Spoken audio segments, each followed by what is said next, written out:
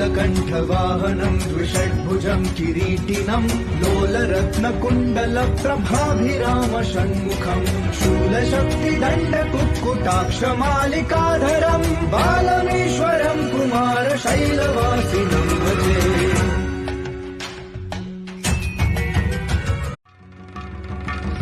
नीलकण्ठवाहनं द्विषड्भुजं किरीटिनं लोलरत्नकुण्डलप्रभाभिरामषण्मुखं शूलशक्तिदण्डकुक्कुटाक्षमालिकाधरं बालमेश्वरं कुमारशैलवासिनं भजे।